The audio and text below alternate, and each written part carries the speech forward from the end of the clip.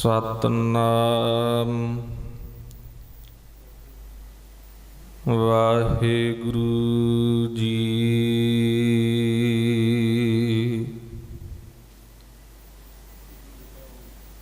गुरु गरीब निवाज एक ओंकार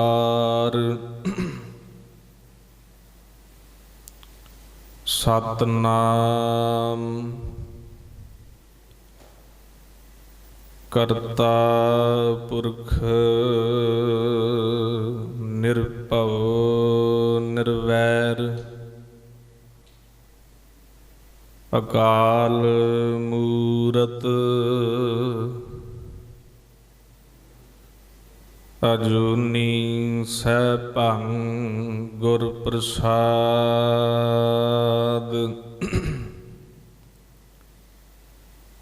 सा धरती भई हरियावली जिथै मेरा सतगुर बैठा आए।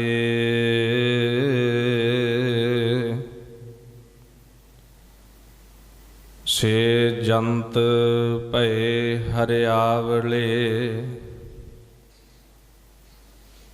जिनी मेरा सतगुर देखिया जाए।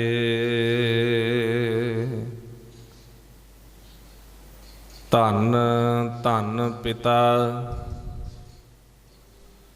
धन धन कुल धन धन सो जननी जिनी गुरु जनिया माए। धन धन गुरु जिन नाम आराध्या।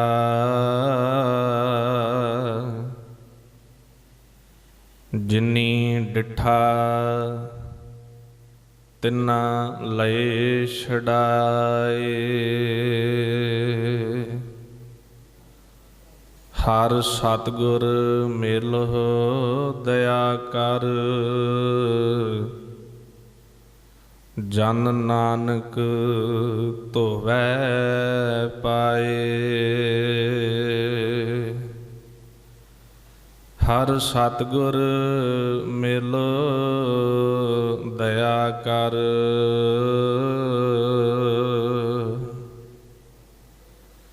जन नानक धोवै पाए।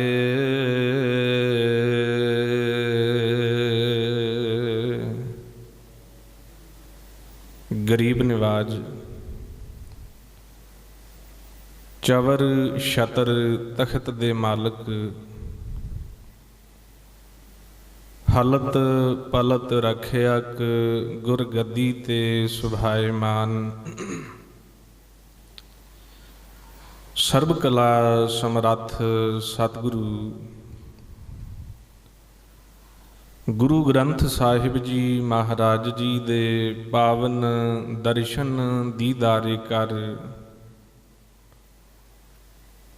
गुरु दरबार गुरुद्वारा श्री नानक मता साहिब विखे जुड़ बैठी साध संगत जी। अज समूह संगतां दे सहयोग दे नाल गुरुद्वारा प्रबंधक कमेटी श्री नानक मता साहिब वल्लों उद्यम उपराला किया गया। श्री हर कृष्ण ध्याईऐ जिस डिठै सब दुख जाए। सतगुरु गुरु हरकृष्ण साहब महाराज जी का पावन प्रकाश पर्व बड़ी शरधा भावना दे नाल मना रहे हैं। सो दास तो पहला गुरु के कीर्तनीए अते भाई साहब भाई लखविंदर सिंह जी बड़ी शरधा भावना दे नाल उन्होंने गुरमत विचारां ते गुरबाणी दे कीर्तन आप संगतां नूं सरवण करवाए ने। सो आओ गुरु प्यारी साध संगत जी ਸਤਿਗੁਰੂ ਜੀ ਦੇ ਚਰਨਾਂ ਕਮਲਾਂ ਦੇ ਨਾਲ ਮਨ ਜੋੜੀਏ। ਸਤਿਗੁਰੂ ਗੁਰੂ ਹਰਿਕ੍ਰਿਸ਼ਨ ਸਾਹਿਬ ਮਹਾਰਾਜ, ਜਿਨ੍ਹਾਂ ਨੂੰ ਆਪਾਂ ਬਾਲਾ ਪ੍ਰੀਤਮ ਵੀ ਕਹਿੰਦੇ ਹਾਂ, ਉਹਨਾਂ ਦੇ ਜੀਵਨ ਦੇ ਨਾਲ ਸਾਂਝ ਪਾਈਏ, ਉਹਨਾਂ ਦੇ ਜੀਵਨ ਤੋਂ ਕੁਝ ਸੇਧ ਲੈਣ ਦਾ ਯਤਨ ਕਰਨਾ ਹੈ। ਵਿਚਾਰ ਦੀ ਪ੍ਰਾਰੰਭਤਾ ਤੋਂ ਪਹਿਲਾਂ ਮਨ ਬਿਰਤੀਆਂ ਦੀ ਇਕਾਗਰਤਾ ਅਤੇ ਚਿੱਤ ਦੀ ਸਾਵਧਾਨਤਾ ਦੇ ਜੁੜ ਬੈਠੀ ਸਾਰੀ ਸਾਧ ਸੰਗਤ ਨੇ ਗੱਜ ਕੇ ਆਖਣਾ ਜੀ, ਵਾਹਿਗੁਰੂ ਜੀ ਕਾ ਖਾਲਸਾ, ਵਾਹਿਗੁਰੂ ਜੀ ਕੀ ਫਤਿਹ। ਸਤਿਗੁਰੂ ਗੁਰੂ ਗ੍ਰੰਥ ਸਾਹਿਬ ਮਹਾਰਾਜ ਜੀ, ਜਿਨ੍ਹਾਂ ਦੀ ਬਾਣੀ ਆਪਾਂ ਬੜੀ ਸ਼ਰਧਾ ਭਾਵਨਾ ਨਾਲ ਪੜ੍ਹਦੇ ਹਾਂ। ਗੁਰੂ ਗ੍ਰੰਥ ਸਾਹਿਬ ਮਹਾਰਾਜ ਸਾਡੇ ਰਹਿਬਰ ਨੇ। ਗੁਰੂ ਸਾਹਿਬ ਨੇ ਬਾਣੀ ਦੇ ਵਿੱਚ ਗੁਰੂ ਦੀ ਉਪਮਾ ਕਰਦਿਆਂ ਬਹੁਤ ਵਾਰੀ ਸ਼ਬਦ ਵਰਤੇ ਨੇ ਕਿ ਗੁਰੂ ਜੋ ਹੈ ਪਰਮੇਸ਼ਰ ਦਾ ਹੀ ਰੂਪ ਹੈ। ਗੁਰ ਪਰਮੇਸ਼ਰ ਏਕੋ ਜਾਣ, ਗੁਰ ਪਰਮੇਸ਼ਰ ਨਾਹੀ ਭੇਦ, ਗੁਰ ਪਰਮੇਸ਼ਰ ਪੂਜੀਐ ਮਨ ਤਨ ਲਾਏ ਪਿਆਰ। ਸਤਿਗੁਰੂ ਜੀ ਬਾਣੀ ਦੇ ਵਿੱਚ ਗੁਰੂ ਦੀ ਉਪਮਾ ਜਿਹੜੀ ਹੈ ਉਹ ਪਰਮਾਤਮਾ ਨਾਲ ਕਰਦੇ ਨੇ। ਤੇ ਨਾਲ ਇੱਕ ਹੋਰ ਸ਼ਬਦ ਵੀ ਮਿਲਦਾ ਹੈ। ਜਿੱਥੇ ਸਤਿਗੁਰੂ ਦੀ ਉਪਮਾ ਆਉਂਦੀ ਹੈ ਗੁਰੂ ਗ੍ਰੰਥ ਸਾਹਿਬ ਵਿੱਚ, ਜਿੱਥੇ ਗੁਰੂ ਦਾ ਜ਼ਿਕਰ ਹੈ, ਉੱਥੇ ਸਤਿਗੁਰੂ ਜਾਂ ਗੁਰੂ ਦਾ ਜ਼ਿਕਰ ਕਰਦਿਆਂ ਸਤਿਗੁਰੂ ਨੇ ਨਾਲ ਇੱਕ ਪੂਰਾ ਸ਼ਬਦ ਜ਼ਰੂਰ ਵਰਤਿਆ ਹੈ। ਗੁਰ ਪੂਰਾ ਜਿਨ ਸਿਮਰਿਆ ਸਈ ਭਏ ਨਿਹਾਲ। ਕਿਉਂਕਿ ਹਾਲਾਤ ਇਹੋ ਜਿਹੇ ਨੇ, ਸਮਾਂ ਇਹੋ ਜਿਹਾ ਚੱਲ ਰਿਹਾ ਹੈ ਕਿ ਲਿਬਾਸ ਦੇ ਵਿੱਚ ਅਧੂਰੇ ਬੜੇ ਸਨ। ਇਹੋ ਜਿਹਾ ਹੀ ਸਮਾਂ ਸਤਿਗੁਰੂ ਗੁਰੂ ਹਰਿਕ੍ਰਿਸ਼ਨ ਸਾਹਿਬ ਮਹਾਰਾਜ ਜੀ ਦੇ ਵੇਲੇ ਵੀ ਬਣਿਆ। ਕਿਉਂਕਿ ਸੰਸਾਰ ਦੇ ਲੋਕ ਕਈ ਵਾਰ ਭੁਲੇਖਾ ਉਮਰ ਦਾ ਖਾ ਜਾਂਦੇ ਨੇ, ਕਈ ਵਾਰ ਭੁਲੇਖਾ ਜਿਹੜਾ ਹੈ ਉਹ ਗੱਲਾਂ ਦਾ ਵੀ ਖਾ ਜਾਂਦੇ ਨੇ। ਗੁਰੂ ਹਰਿਕ੍ਰਿਸ਼ਨ ਸਾਹਿਬ ਮਹਾਰਾਜ ਜੀ ਦੀ ਮਹਿਮਾ ਕਿਤਨੀ ਕੁ ਨਿਰਾਲੀ ਹੋਵੇਗੀ। ਆਰਬਲਾ ਬਹੁਤ ਛੋਟੀ ਹੈ, 5 ਸਾਲ ਦੀ ਉਮਰ ਵਿੱਚ ਗੁਰਗੱਦੀ ਤੇ ਸੁਭਾਏਮਾਨ ਹੁੰਦੇ ਨੇ। 8 ਸਾਲ ਦੀ ਉਮਰ ਦੇ ਵਿੱਚ ਜੋਤੀ ਜੋਤ ਵੀ ਸਮਾ ਜਾਂਦੇ ਨੇ। 3 ਸਾਲ ਦਾ ਸਮਾਂ ਹੈ ਜਿਹੜਾ ਉਹਨਾਂ ਨੇ ਗੁਰਗੱਦੀ ਤੇ ਬਤੀਤ ਕੀਤਾ। ਪਰ ਕਮਾਲ ਦੀ ਗੱਲ ਹੈ, ਦੂਜੇ ਪਾਸੇ ਗੁਰੂ ਹਰਿਕ੍ਰਿਸ਼ਨ ਸਾਹਿਬ ਮਹਾਰਾਜ ਜੀ ਦੇ ਵਿਰੋਧ ਦੇ ਵਿੱਚ ਵੀ ਰਾਮ ਰਾਏ ਬੈਠਾ ਹੈ। ਰਾਮ ਰਾਏ ਕੋਈ ਬਗਾਨਾ ਨਹੀਂ ਗਾ। ਰਾਮ ਰਾਏ ਵੀ ਰਿਸ਼ਤੇ ਵਿੱਚ ਵੱਡਾ ਭਰਾ ਹੈ ਔਰ ਉਮਰ ਦੇ ਵਿੱਚ ਵੀ ਵੱਡਾ ਹੈ। ਸਭ ਤੋਂ ਵੱਡੀ ਗੱਲ ਹੈ ਵੀ ਉਸ ਰਾਮ ਰਾਏ ਦੇ ਕੋਲ ਜਿਹੜੀ ਸਭ ਤੋਂ ਵੱਡੀ ਉਸ ਸਮੇਂ ਹਕੂਮਤ ਦੀ ਸਪੋਰਟ ਹੈ, ਉਹਦੇ ਨਾਲ ਹਕੂਮਤ ਹੈ, ਉਹਦੇ ਨਾਲ ਬਾਦਸ਼ਾਹ ਔਰੰਗਜ਼ੇਬ ਹੈ, ਜਿਹੜਾ ਰੋਜ਼ਾਨਾ ਹਜ਼ਾਰਾਂ ਰੁਪਈਆ ਰਾਮ ਰਾਏ ਨੂੰ ਭੇਟਾ ਵੰਜੋਂ ਭੇਟ ਕਰਦਾ ਹੈ। ਇੱਕ ਦੇ ਨਾਲ ਹਕੂਮਤ ਹੈ, ਉਹ ਉਮਰ ਦੇ ਵਿੱਚ ਵੀ ਵੱਡਾ ਹੈ। ਇੱਕ 5 ਸਾਲ ਦੀ ਉਮਰ ਦੇ ਵਿੱਚ ਨੇ ਔਰ ਫਿਰ ਵੀ ਆਪਣੀ ਮਹਿਮਾ ਨੂੰ ਨਿਰਾਲੇ ਕਰ ਲੈਂਦੇ ਨੇ। ਇਹਦਾ ਭਾਵ ਹੈ ਗੁਰੂ ਪੂਰੇ ਦੀ ਸਮਰੱਥਾ ਸਮਝ ਆਉਂਦੀ ਹੈ, ਗੁਰੂ ਪੂਰੇ ਦੀ ਇੱਥੇ ਰਹਿਮਤ ਸਮਝ ਆਉਂਦੀ ਹੈ। ਭਾਈ ਸਾਹਿਬ ਭਾਈ ਗੁਰਦਾਸ ਜੀ ਗੁਰੂ ਨਾਨਕ ਦੇ ਘਰ ਦੇ ਬੜੇ ਮਹਾਨ ਵਿਦਵਾਨ ਹੋਏ ਨੇ ਔਰ ਜਿੱਥੇ ਭਾਈ ਗੁਰਦਾਸ ਜੀ ਬੜੇ ਮਹਾਨ ਵਿਦਵਾਨ ਹੋਏ ਨੇ, ਉੱਥੇ ਸਿੱਖੀ ਦੇ ਬੜੇ ਵੱਡੇ ਪ੍ਰਚਾਰਕ ਵੀ ਹੋਏ ਨੇ। ਅੱਜ ਵੀ ਜਿਨ੍ਹਾਂ ਇਲਾਕਿਆਂ ਦੇ ਵਿੱਚ ਸਾਡੇ ਸਿੱਖ ਪ੍ਰਚਾਰਕ ਨਹੀਂ ਪਹੁੰਚਦੇ, ਭਾਈ ਗੁਰਦਾਸ ਉਹਨਾਂ ਸਮਿਆਂ ਵਿੱਚ ਪਹੁੰਚੇ। ਦੂਰ ਦਰੇਡੇ ਜੇ ਸਿੱਖੀ ਕਾਇਮ ਰਹੀ ਤੇ ਭਾਈ ਗੁਰਦਾਸ ਜੀ ਵਰਗੇ ਪ੍ਰਚਾਰਕਾਂ ਕਰਕੇ ਰਹੀ।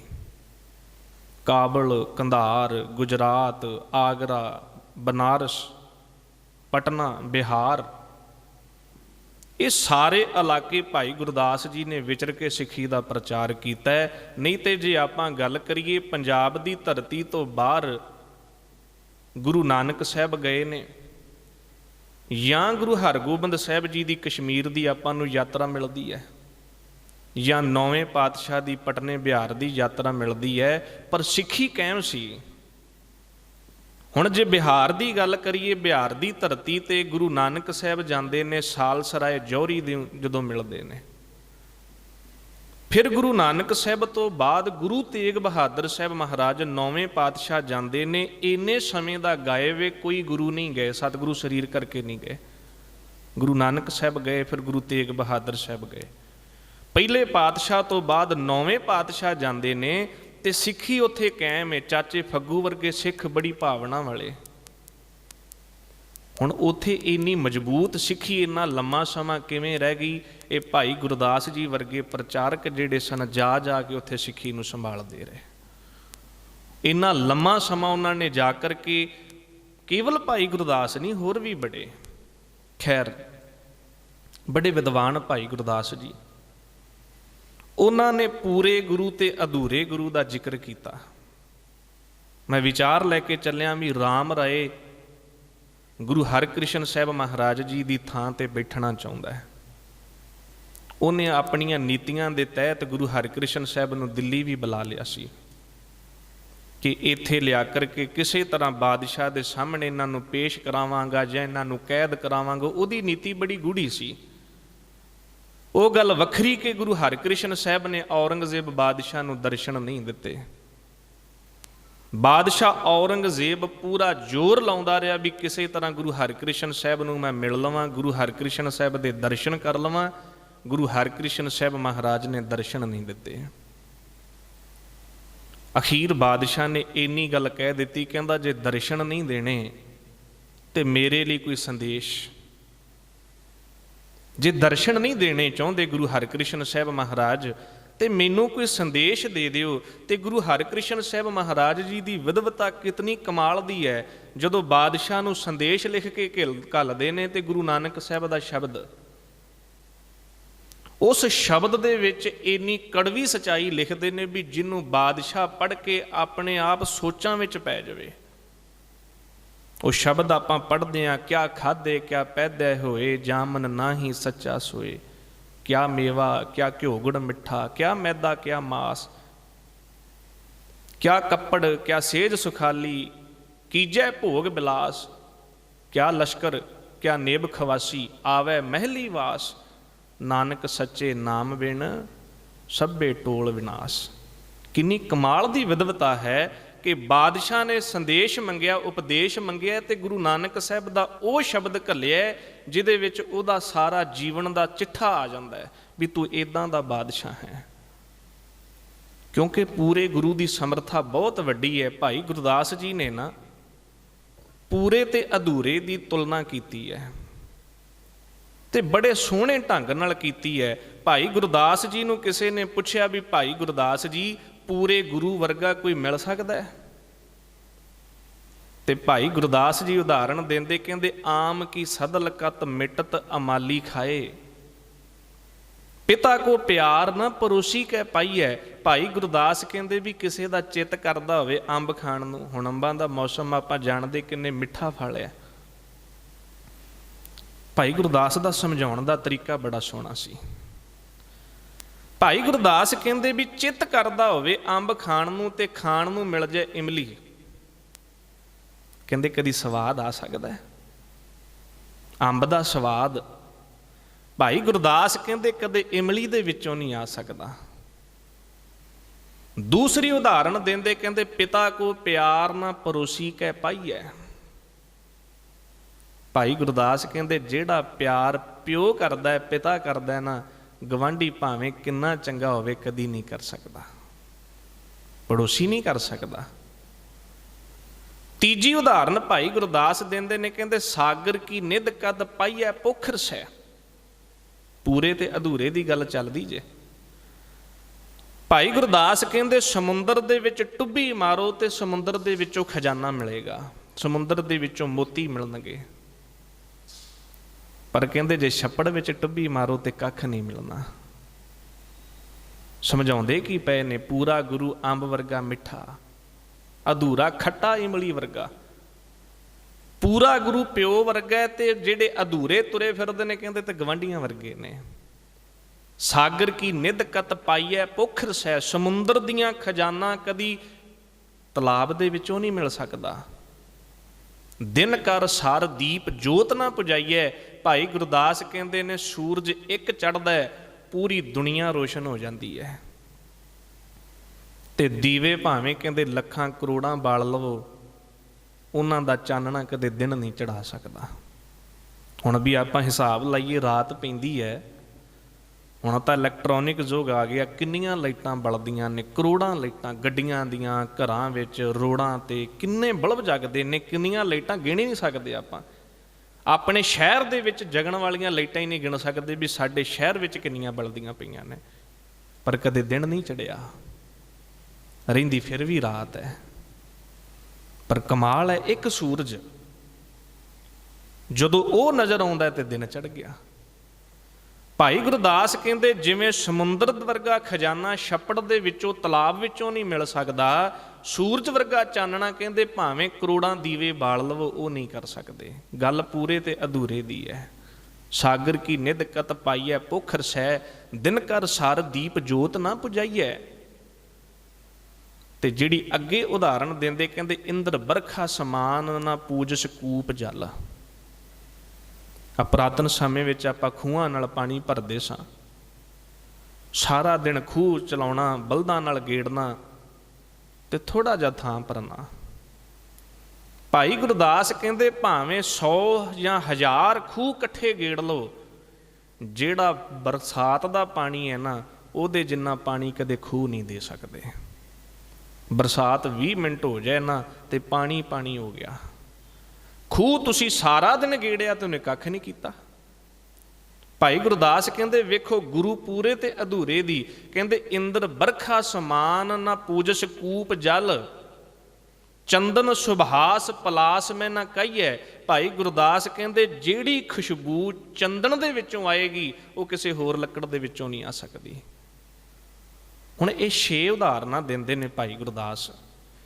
ਪਹਿਲੀ ਉਦਾਹਰਨ ਕਹਿੰਦੇ ਅੰਬ ਦਾ ਸਵਾਦ ਇਮਲੀ ਵਿੱਚੋਂ ਨਹੀਂ, ਪਿਤਾ ਵਰਗਾ ਪਿਆਰ ਜਿਹੜਾ ਗਵਾਂਢੀ ਕੋਲੋਂ ਨਹੀਂ, ਸਮੁੰਦਰ ਵਰਗਾ ਖਜ਼ਾਨਾ ਤਲਾਬ ਦੇ ਵਿੱਚੋਂ ਨਹੀਂ, ਸੂਰਜ ਵਰਗਾ ਚਾਨਣਾ ਕਦੇ ਦੀਵਿਆਂ ਦੇ ਵਿੱਚੋਂ ਨਹੀਂ, ਮੀਂਹ ਵਰਗਾ ਪਾਣੀ ਕਦੇ ਖੂਹਾਂ ਦੇ ਵਿੱਚੋਂ ਨਹੀਂ, ਤੇ ਅਖੀਰ ਤੇ ਕਹਿੰਦੇ ਚੰਦਨ ਵਰਗੀ ਖੁਸ਼ਬੂ ਕਦੇ ਆਮ ਲੱਕੜਾਂ ਦੇ ਵਿੱਚੋਂ ਨਹੀਂ। ਕਹਿੰਦੇ ਪੁੱਛਦੇ ਹੋ ਪੂਰੇ ਗੁਰੂ ਤੇ ਅਧੂਰੇ ਵਿੱਚ ਕੀ ਫਰਕ ਹੈ? ਭਾਈ ਗੁਰਦਾਸ ਕਹਿੰਦੇ ਫਿਰ ਧਿਆਨ ਨਾਲ ਸੁਣਿਓ ਜੇ, ਸ਼੍ਰੀ ਗੁਰੂ ਦਿਆਲ ਕੀ ਦਇਆ ਨਾ ਆਨ ਦੇਵ ਮੈਂ।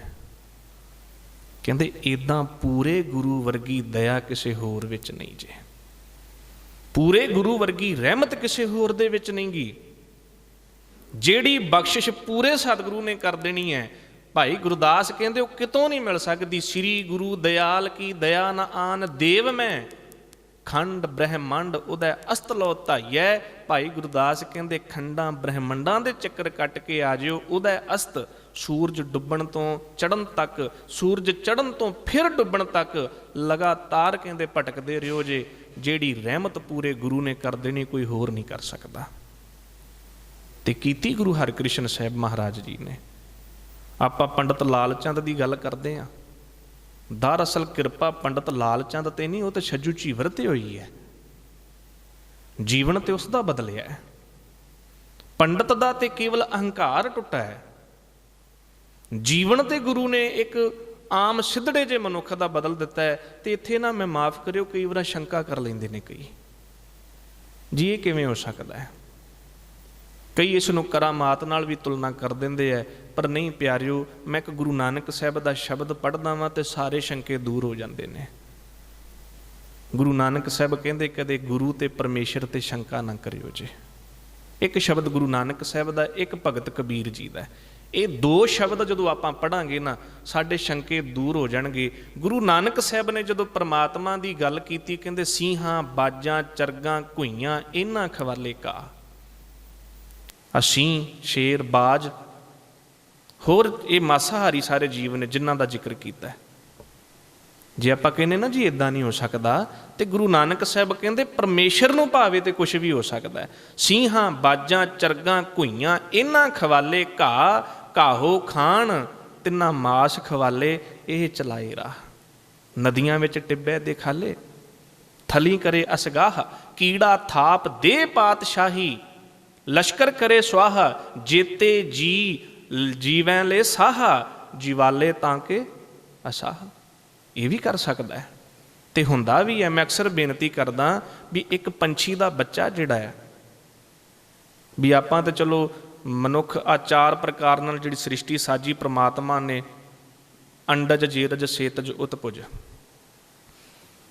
ਅਸੀਂ ਬਾਕੀ ਦੇ ਜੀਵ ਚਲੋ ਮੰਨਦੇ ਹਾਂ ਵੀ ਸਾਨੂੰ ਬੱਚੇ ਨੂੰ ਮਾਂ ਦੀ ਕੁੱਖ ਦੇ ਵਿੱਚ ਸਾਹ ਮਿਲ ਗਿਆ, ਤੇ ਜਿਹੜੇ ਜੀਵ ਆਂਡੇ ਦੇ ਵਿੱਚ ਜਨਮ ਲੈਂਦੇ ਨੇ, ਕਦੇ ਪੰਛੀ ਦੇ ਬੱਚੇ ਵੱਲ ਖਿਆਲ ਮਾਰ ਕੇ ਵੇਖੀਏ, 4 ਚੁਫੇਰਿਓਂ ਆਂਡਾ ਬੰਦ ਹੈ ਜੀ, ਉਹਦੇ ਵਿੱਚ ਹਵਾ ਨਹੀਂ ਜਾ ਸਕਦੀ, ਉਹਦਾ ਖੋਲ ਏਡਾ ਤਕੜਾ ਹੁੰਦਾ ਹੈ, ਉਹਦੇ ਉੱਪਰ ਫਿਰ ਇੱਕ ਪੰਨੀ ਵਰਗੀ ਪਰਤ ਹੁੰਦੀ ਉਹਦੇ ਥੱਲੇ, ਉਹਦੇ ਵਿੱਚ ਹਵਾ ਨਹੀਂ ਜਾਂਦੀ। ਕਮਾਲ ਹੈ, ਉਹਦੇ ਵਿੱਚ ਵੀ ਪ੍ਰਮਾਤਮਾ ਨੇ ਜੀਵ ਪੈਦਾ ਕਰ ਦਿੱਤਾ, ਉਹਦੇ ਵਿੱਚੋਂ ਬੱਚਾ ਜਿਉਂਦਾ ਨਿਕਲਦਾ। ਅਖੀਰ ਸਾਹ ਕਿੱਥੋਂ ਮਿਲਿਆ ਉਹਨੂੰ, ਆਕਸੀਜਨ ਉਹਦੇ ਕੋਲ ਕਿਵੇਂ ਪਹੁੰਚਿਆ, ਇਹ ਪ੍ਰਮਾਤਮਾ ਦੀ ਕੁਦਰਤ ਹੈ। ਤੇ ਭਗਤ ਕਬੀਰ ਜੀ ਨੇ ਬੜਾ ਵੱਡਾ ਸ਼ੰਕਾ ਦੂਰ ਕੀਤਾ। ਭਗਤ ਕਬੀਰ ਕਹਿੰਦੇ ਨੇ, ਰਾਜਾ ਸ਼ਰਮ ਮਿਤ ਨਹੀਂ ਜਾਨੀ ਤੇਰੀ। ਇਹ ਪ੍ਰਮਾਤਮਾ ਰਾਜਿਆਂ ਦੇ ਰਾਜੇ, ਤੁਹਾਡੀ ਮਿੱਤ ਨੂੰ ਕੋਈ ਨਹੀਂ ਸਮਝ ਸਕਦਾ। ਰਾਜਾ ਸ਼ਰਮ ਮਿਤ ਨਹੀਂ ਜਾਨੀ ਤੇਰੀ, ਤੇਰੇ ਸੰਤਨ ਕੀ ਹੋਂ ਚੇਰੀ, ਹਸਤੋ ਜਾਏ ਸੋ ਰੋਵਤ ਆਵੈ, ਰੋਵਤ ਜਾਏ ਸੋ ਹੱਸੈ। ਜਿਹੜੇ ਹੱਸਦੇ ਜਾਂਦੇ ਉਹ ਰੋਂਦੇ ਆਉਂਦੇ ਵੇਖੇ ਨੇ, ਜਿਹੜੇ ਰੋਂਦੇ ਜਾਂਦੇ ਹੱਸਦੇ ਆਉਂਦੇ ਵੇਖੇ ਨੇ। ਇਹ ਕਲਾ ਹੈ ਦਾਤਾ। ਹਸਤੋ ਜਾਏ ਸੋ ਰੋਵਤ ਆਵੈ, ਰੋਵਤ ਜਾਏ ਸੋ ਹੱਸੈ, ਬਸਤੋ ਹੋਏ ਹੋਏ ਸੋ ਉਜਰ, ਉਜਰ ਹੋਏ ਸੋ ਬਸੈ। ਵਸਦੇ ਉਜੜਦੇ, ਉਜੜੇ ਵਸਦੇ ਵੇਖਿਆ। ਜਲ ਤੇ ਥਲ ਕਰ, ਥਲ ਤੇ ਕੂਆਂ, ਕੂਪ ਤੇ ਮੇਰ ਕਰਾਵੈ, ਧਰਤੀ ਤੇ ਆਕਾਸ਼ ਚੜਾਵੈ, ਚੜੇ ਆਕਾਸ਼ ਗਰਾਵੈ, ਖਲ ਮੂਰਖ ਤੇ ਪੰਡਤ ਕਰਬੋ। ਭਿਖਾਰੀ ਤੇ ਰਾਜ ਕਰਾਵੈ, ਰਾਜਾ ਤੇ ਭਿਖਾਰੀ, ਖਲ ਮੂਰਖ ਤੇ ਪੰਡਤ ਕਰਬੋ। ਪੰਡਤ ਤੇ ਮੁਗਧਾਰੀ, ਨਾਰੀ ਤੇ ਜੋ ਪੁਰਖ ਕਰਾਵੈ, ਪੁਰਖਣ ਤੇ ਜੋ ਨਾਰੀ। ਕਹੋ ਕਬੀਰ ਸਾਧੂ ਕੋ ਪ੍ਰੀਤਮ ਤਿਸ ਮੂਰਤ ਬਲਿਹਾਰੀ। ਇਹ ਪਰਮੇਸ਼ਰ ਕਰ ਸਕਦਾ ਹੈ। ਮੈਨੂੰ ਛੋਟੀ ਜਿਹੀ ਸਾਖੀ ਯਾਦ ਆ ਗਈ, ਮੈਂ ਗੁਰੂ ਨਾਨਕ ਸਾਹਿਬ ਜੀ ਦੀ ਕਹਿ ਕੇ ਸਮਾਪਤੀ ਕਰ ਦੇਣੀ ਵੀ ਪਰਮੇਸ਼ਰ ਕੀ ਕਰ ਸਕਦਾ ਹੈ। ਬਗਦਾਦ ਵਿੱਚ ਗੁਰੂ ਨਾਨਕ ਸਾਹਿਬ ਗਏ ਨਾ, ਦਸਤਗੀਰ ਪੀਰ ਨੂੰ ਮਿਲੇ ਨੇ।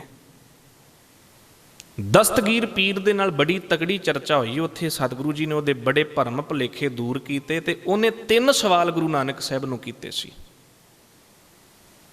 ਉਹਨਾਂ 3 ਸਵਾਲਾਂ ਦਾ ਜਿਹੜਾ ਜਵਾਬ ਗੁਰੂ ਨਾਨਕ ਸਾਹਿਬ ਨੇ ਦਿੱਤਾ ਤੇ ਬੜੇ ਕਮਾਲ ਦਾ ਸੀ। ਉੱਥੋਂ ਸਮਝ ਆਏਗੀ ਵੀ ਗੁਰੂ ਕੀ ਕਰ ਸਕਦਾ, ਪਰਮੇਸ਼ਰ ਕੀ ਕਰ ਸਕਦਾ ਹੈ। ਦਸਤਗੀਰ ਪੀਰ ਨੇ ਗੁਰੂ ਨਾਨਕ ਸਾਹਿਬ ਨੂੰ 3 ਸਵਾਲ ਕੀਤੇ। ਇੱਕ ਪਹਿਲਾ ਸਵਾਲ ਸੀ ਕਿ ਖੁਦਾ ਤੋਂ ਪਹਿਲਾਂ ਕੀ ਸੀ। ਦੂਜਾ ਸਵਾਲ ਸੀ ਕਿ ਖੁਦਾ ਰਹਿੰਦਾ ਕਿੱਥੇ ਹੈ। ਤੀਜਾ ਸਵਾਲ ਸੀ ਵੀ ਖੁਦਾ ਕਰਦਾ ਕੀ ਹੈ। ਤਿੰਨੇ ਸਵਾਲ ਬੜੇ ਕਮਾਲ ਦੇ ਨੇ।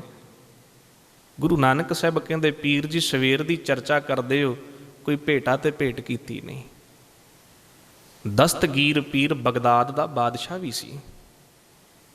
ਉਹਨੇ ਥਾਲ ਮੋਤੀਆਂ ਦਾ ਭਰਿਆ, ਗੁਰੂ ਨਾਨਕ ਸਾਹਿਬ ਦੇ ਅੱਗੇ ਲਿਆ ਕੇ ਭੇਟ ਕੀਤਾ। ਗੁਰੂ ਨਾਨਕ ਸਾਹਿਬ ਕਹਿੰਦੇ, ਪੀਰ ਜੀ ਮੋਤੀ ਗਿਣੋ।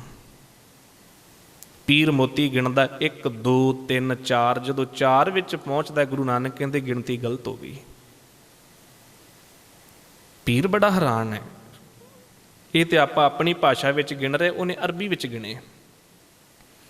ਕਹਿੰਦਾ ਜੀ ਗਿਣਤੀ ਤੇ ਮੈਂ ਸਹੀ ਗਿਣਦਾ। ਗੁਰੂ ਨਾਨਕ ਸਾਹਿਬ ਕਹਿੰਦੇ ਗਿਣਤੀ ਗਲਤ ਹੋ ਗਈ, ਦੁਬਾਰਾ ਗਿਣੋ। ਉਹ ਕਹਿੰਦਾ 1 2 3 4। ਗੁਰੂ ਨਾਨਕ ਸਾਹਿਬ ਕਹਿੰਦੇ ਫਿਰ ਗਿਣਤੀ ਗਲਤ ਹੋ ਗਈ। ਪੀਰ ਕਹਿੰਦਾ ਜੀ ਮੈਂ ਤਾਂ ਗਿਣਤੀ ਸਹੀ ਗਿਣਦਾ। ਗੁਰੂ ਨਾਨਕ ਸਾਹਿਬ ਕਹਿੰਦੇ ਨਹੀਂ, ਗਿਣਤੀ ਗਲਤ ਹੈ। ਪੀਰ ਕਹਿੰਦਾ ਜੀ ਜਿੱਥੇ ਮੈਂ ਗਲਤ ਹੋਵਾਂਗਾ ਨਾ, ਉੱਥੇ ਮੈਨੂੰ ਟੋਕ ਦਿਓ ਜੇ। ਉਹ ਕਹਿੰਦਾ 1। ਗੁਰੂ ਨਾਨਕ ਸਾਹਿਬ ਕਹਿੰਦੇ ਗਲਤ। ਪੀਰ ਹੈਰਾਨ ਹੋ ਗਿਆ, ਕਹਿੰਦਾ ਜੀ ਮੈਂ ਹਾਲੇ ਗਿਣਿਆ ਹੀ 1 ਹੈ ਤੇ ਗਲਤ ਮੈਂ ਕਿਵੇਂ ਹੋ ਗਿਆ। ਸਾਹਿਬ ਕਹਿੰਦੇ 1 ਤੋਂ ਪਹਿਲਾਂ ਗਿਣਾ।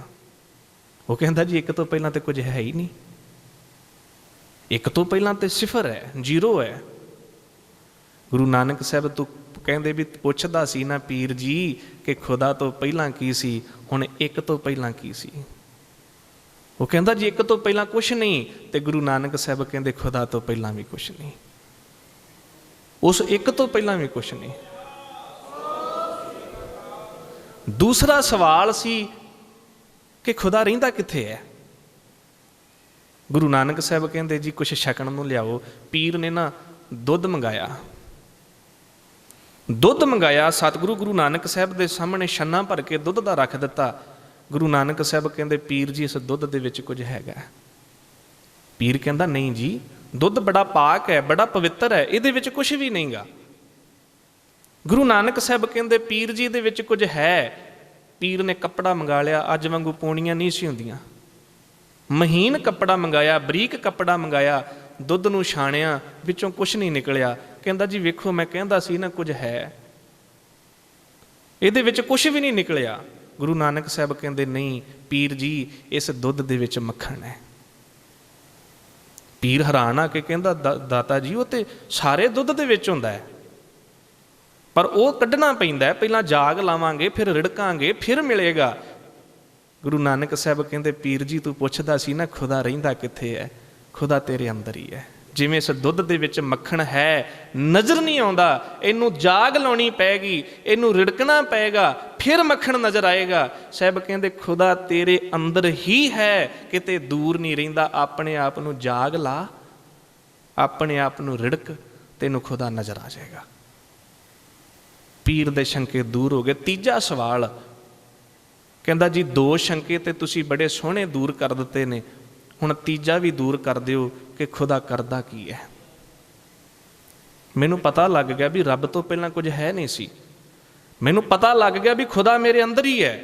ਹੁਣ ਮੇਰਾ ਇਹ ਵੀ ਸ਼ੰਕਾ ਦੂਰ ਕਰ ਦਿਓ ਕਿ ਖੁਦਾ ਕਰਦਾ ਕੀ ਹੈ। ਗੁਰੂ ਨਾਨਕ ਸਾਹਿਬ ਕਹਿੰਦੇ ਵੀ ਪੀਰ ਜੀ, ਉਹ ਜਵਾਬ ਤੈਨੂੰ ਅਸੀਂ ਤੇਰੀ ਵਾਲੀ ਥਾਂ ਤੇ ਆ ਕੇ ਦਿਆਂਗੇ, ਤੂੰ ਇੱਧਰ ਆ ਜਾ, ਅਸੀਂ ਉੱਧਰ ਬੈਠੇ ਹਾਂ। ਪੀਰ ਉੱਠਿਆ, ਉਹ ਗੁਰੂ ਨਾਨਕ ਸਾਹਿਬ ਵਾਲੀ ਜਗ੍ਹਾ ਤੇ ਆ ਕੇ ਬਹਿ ਗਿਆ। ਗੁਰੂ ਨਾਨਕ ਸਾਹਿਬ ਉੱਠੇ, ਪੀਰ ਵਾਲੀ ਜਗ੍ਹਾ ਤੇ ਆ ਕੇ ਬਹਿ ਗਏ ਤੇ ਚੁੱਪ ਕਰਕੇ ਬੈਠ ਗਏ। ਪੀਰ ਕਹਿੰਦਾ ਜੀ ਜਵਾਬ ਨਹੀਂ ਦਿੰਦੇ। ਗੁਰੂ ਨਾਨਕ ਸਾਹਿਬ ਕਹਿੰਦੇ ਮੇਰਾ ਜਵਾਬ ਇਹੀ ਹੈ, ਖੁਦਾ ਇਹੀ ਕਰਦਾ, ਤੇਰੀ ਵਾਲੀ ਜਗ੍ਹਾ ਤੇ ਮੈਨੂੰ ਪਾ ਦਿੰਦਾ ਤੇ ਮੇਰੀ ਵਾਲੀ ਜਗ੍ਹਾ ਤੇ ਤੈਨੂੰ ਪਾ ਦਿੰਦਾ। ਉਹ ਉਲਟ ਫੇਰ ਕਰਦਾ, ਉਹ ਤਬਦੀਲੀਆਂ ਲਿਆਉਂਦਾ, ਉਹ ਮੂਰਖ ਨੂੰ ਪੰਡਤ ਬਣਾ ਦਿੰਦਾ, ਉਹ ਪੰਡਤ ਨੂੰ ਮੂਰਖ ਬਣਾ ਦਿੰਦਾ। ਕਦੀ ਸ਼ੰਕਾ ਨਾ ਕਰੀਏ, ਗੁਰੂ ਨਹੀਂ ਕਰ ਸਕਦਾ, ਗੁਰੂ ਸਮਰੱਥ ਹੈ, ਗੁਰੂ ਪਰਮੇਸ਼ਰ ਦਾ ਹੀ ਰੂਪ ਹੈ, ਗੁਰ ਪਰਮੇਸ਼ਰ ਨਾ ਹੀ ਭੇਦ। ਜੇ ਛੱਜੂ ਝੀਵਰ ਨੇ ਗੀਤਾ ਦੇ ਅਰਥ ਕੀਤੇ ਨੇ ਤੇ ਗੁਰੂ ਹਰਿਕ੍ਰਿਸ਼ਨ ਸਾਹਿਬ ਦੀ ਰਹਿਮਤ ਵਰਤੀ ਹੈ ਉੱਥੇ। ਕਦੇ ਗੁਰੂ ਨੂੰ ਕਦੇ ਆਮ ਮਨੁੱਖਾਂ ਨਾਲ ਤੁਲਨਾ ਨਾ ਕਰੀਏ। ਮੈਂ ਅਕਸਰ ਕਹਿਣਾ ਹੁੰਦਾ, ਪੂਰੀ ਗੁਰੂ ਗ੍ਰੰਥ ਸਾਹਿਬ ਦੀ ਬਾਣੀ ਪੜ੍ਹ ਲਓ, ਕਿਤੇ ਵੀ ਗੁਰੂ ਨੂੰ ਆਮ ਮਨੁੱਖ ਨਾਲ ਨਹੀਂ ਜੋੜਿਆ ਗਿਆ। ਗੁਰੂ ਦੀ ਜਿੱਥੇ ਵੀ ਤੁਲਨਾ ਹੋਈ ਹੈ ਨਾ, ਪਰਮੇਸ਼ਰ ਦੇ ਨਾਲ ਹੀ ਹੋਈ ਹੈ। ਗੁਰੂ ਨੂੰ ਜਿੱਥੇ ਵੀ ਜੋੜਿਆ ਗਿਆ ਹੈ, ਪਰਮਾਤਮਾ ਨਾਲ ਜੋੜਿਆ ਗਿਆ ਹੈ। ਧੰਨ ਗੁਰੂ ਹਰਿਕ੍ਰਿਸ਼ਨ ਸਾਹਿਬ ਮਹਾਰਾਜ, ਐਵੇਂ ਨਹੀਂ ਉਹਨਾਂ ਦੇ ਦਰਸ਼ਨਾਂ ਵਿੱਚ ਇੰਨੀ ਬਖਸ਼ਿਸ਼। ਸ੍ਰੀ ਹਰਿਕ੍ਰਿਸ਼ਨ ਧਿਆਈ ਹੈ ਜਿਸ ਡਿੱਠਾ ਸਭ ਦੁੱਖ ਜਾਏ। ਹੁਣ ਸਾਡੇ ਮਨ ਵਿੱਚ ਇੱਕ ਹੋਰ ਸ਼ੰਕਾ ਆ ਜਾਏਗਾ ਕਿ ਉਦੋਂ ਤੇ ਗੁਰੂ ਹਰਿਕ੍ਰਿਸ਼ਨ ਸਾਹਿਬ ਦੇਹੀ ਕਰਕੇ ਹੈਗੇ ਸੀ, ਉਹਨਾਂ ਦੇ ਦਰਸ਼ਨ ਕਰਦੇ ਸਾਂ ਤੇ ਦੁੱਖ ਚਲੇ ਜਾਂਦੇ ਸੀ, ਅੱਜ ਦਰਸ਼ਨ ਕਿਵੇਂ ਕਰੀਏ? ਸ਼ੰਕਾ ਕਰਾਂਗੇ ਨਾ ਜੀ, ਸਾਨੂੰ ਸਵਾਲ ਦਾ ਜਵਾਬ ਚਾਹੀਦਾ ਵੀ ਉਦੋਂ ਤੇ ਗੁਰੂ ਹਰਿਕ੍ਰਿਸ਼ਨ ਸਾਹਿਬ ਸਰੀਰ ਕਰਕੇ ਸਨ ਤੇ ਜਿਹੜੇ ਦਰਸ਼ਨ ਕਰਦੇ ਸੀ ਉਹਨਾਂ ਦੇ ਦੁੱਖ ਦੂਰ ਹੋ ਜਾਂਦੇ ਸੀ, ਅਸੀਂ ਕਿਵੇਂ ਕਰੀਏ? ਤੇ ਗੁਰੂ ਗ੍ਰੰਥ ਸਾਹਿਬ ਕਹਿੰਦੇ ਅੱਜ ਵੀ ਦਰਸ਼ਨ ਹੁੰਦੇ ਨੇ। ਗੁਰ ਮੂਰਤ ਗੁਰ ਸ਼ਬਦ ਹੈ, ਸਾਧ ਸੰਗਤ ਮਿਲ ਅੰਮ੍ਰਿਤ ਵੇਲਾ।